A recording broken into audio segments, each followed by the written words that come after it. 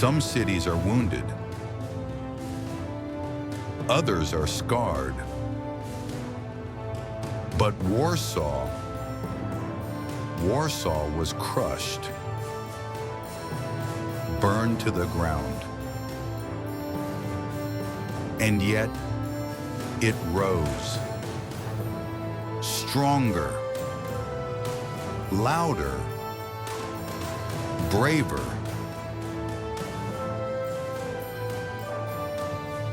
This is the story of a city that refused to die.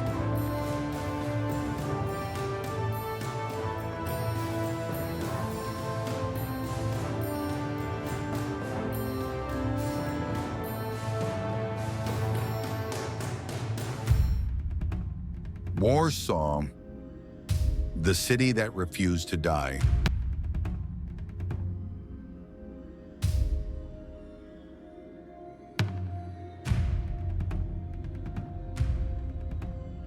Burned alive.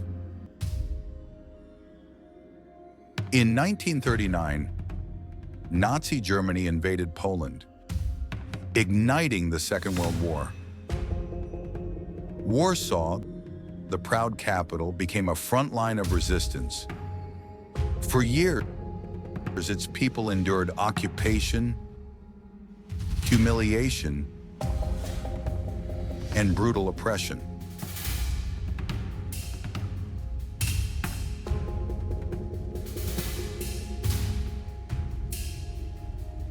But in August 1944, something remarkable happened.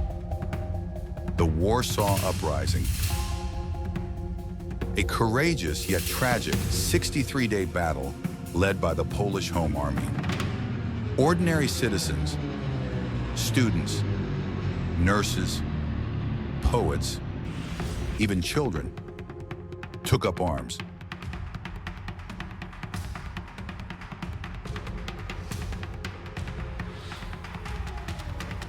Commanded by General Tadeusz Komorowski, they fought house to house against a superior German force. Heroes like Krystyna Krahelska, a young poet and resistance fighter, gave their lives for a Poland they might never see free. But after 2 months, the uprising was crushed. Hitler ordered Warsaw to be punished, erased. The result? Nearly 85% of the city was destroyed.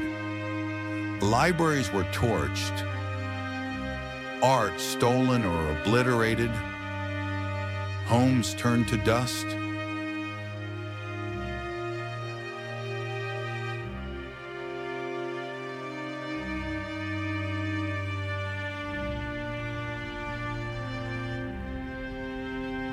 The will that would not die. When the war ended in 1945, Warsaw was not a city, it was a wasteland. Yet the people of Poland made an extraordinary decision to rebuild, not just for survival, but for dignity.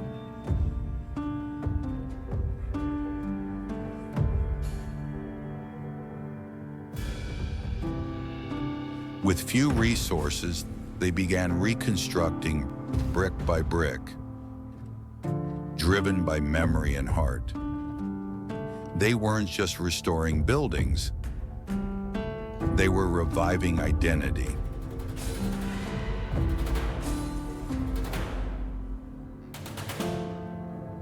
One of the visionaries behind this was architect Jan Zakładowicz,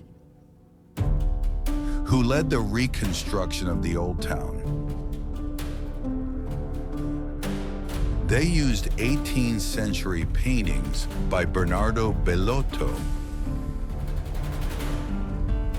a court painter, as blueprints.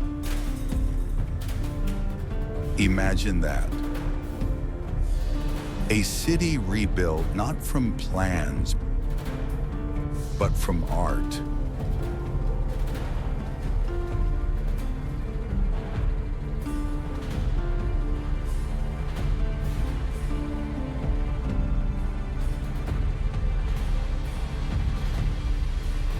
A miracle of culture and faith.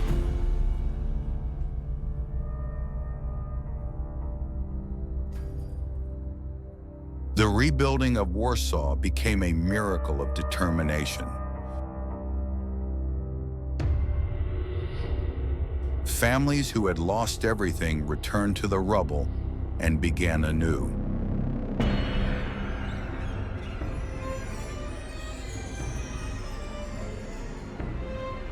In 1980, the reconstructed Old Town of Warsaw was declared a UNESCO World Heritage Site, a tribute to the resilience of a people who refused to forget who they were.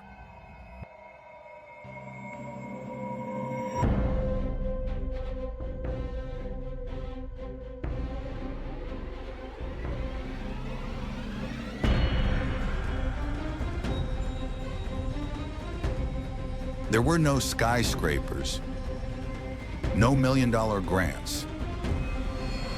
What they had was greater: the will to live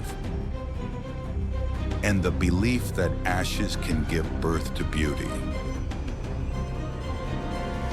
Schools reopened, theaters came alive, art flourished among ruins.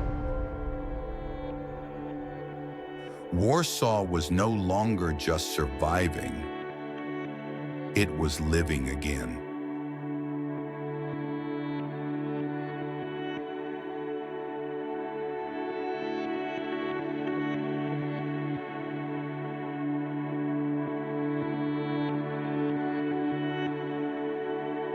The lesson for us all today: when you walk through the streets of Warsaw, you don't just step on pavement. You step on defiance, on memory, on rebirth.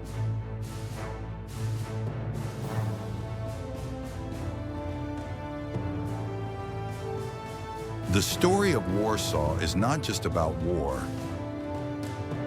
It's about choice. The choice to rebuild when it would be easier to give up. The choice to rise when all seems lost. We all face ruins in life: loss, failure, despair. But like Warsaw, we can decide: will we fade or will we fight? Will we be victims of history or its authors? Warsaw shows us that strength isn't the absence of suffering. It's what we do after the suffering ends.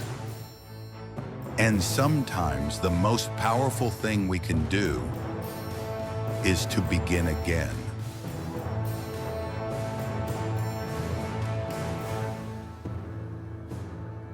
Warsaw is not just a city, it is a symbol, a lesson, a heartbeat, a whisper from history that says, you may fall, but you are never beyond rising. Remember this: the ruins are not your ending. They are your beginning. Subscribe for more true stories of resilience, hope, and triumph.